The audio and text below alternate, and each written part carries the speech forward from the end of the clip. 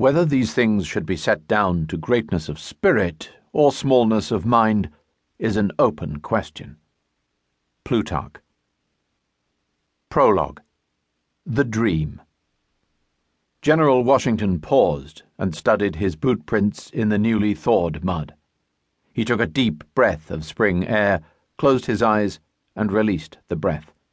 He was pensive. It had been a year of long marches and small success, and winter's toll on his troops had been heavy. Food was scarce at Valley Forge. The men had to do with a tasteless, tough, fire-baked combination of flour and water. Hundreds of horses were dead, some from sheer exhaustion, and others wasted away with hunger. The shelters the men had built could hardly handle the freezing and melting snows of the Pennsylvania winter. The entire camp seemed to be soaked and full of men yellow with jaundice, feverish with typhoid, or doubled over from diarrhea. At the end of that bitter winter, before an audience packed into a converted bakery at the Valley Forge camp, soldiers dressed in togas mounted a rickety stage and began reciting blank verse. Washington did not have many means of inspiration at his disposal, but he did have drama. And the play he chose to stage for his officer corps was the story of a Roman senator named Marcus Porcius Cato the Younger. For much of the captive, bone-tired audience, the story was a familiar one. Washington, along with a good part of the world's English speakers, counted Joseph Addison's Cato a Tragedy as a personal favorite.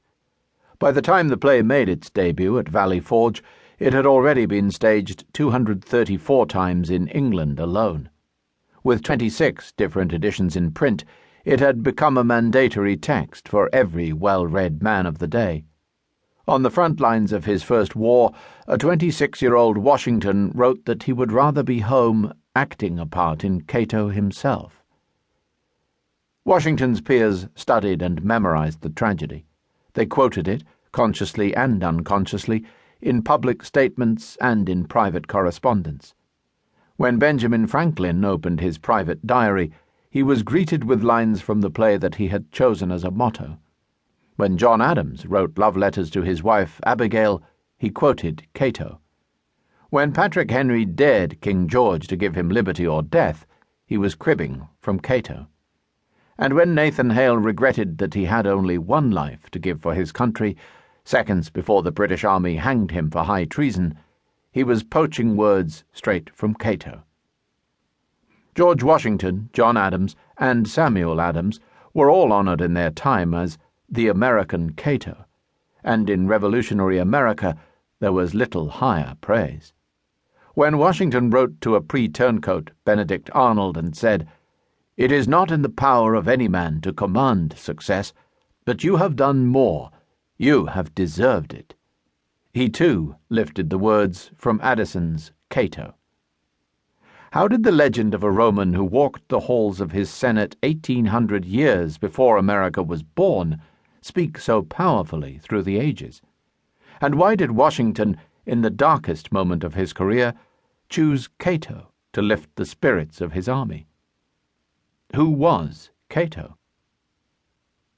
For Washington and the entire revolutionary generation, Cato was liberty, the last man standing when Rome's republic fell. For centuries of philosophers and theologians, Cato was the good suicide, the most principled, most persuasive exception to the rule against self-slaughter. For Julius Caesar, the dictator who famously pardoned every opponent, Cato was the only man he could never bring himself to forgive. Through 2 millennia, Cato was mimicked, studied, despised, feared, revered. In his own day, he was a soldier and an aristocrat, a senator and a Stoic. The last in a family line of prominent statesmen, Cato spent a lifetime in the public eye as the standard-bearer of Rome's optimates, traditionalists who saw themselves as the defender of Rome's ancient constitution, the preservers of the centuries-old system of government that propelled Rome's growth from muddy city to mighty empire. Cato's world was the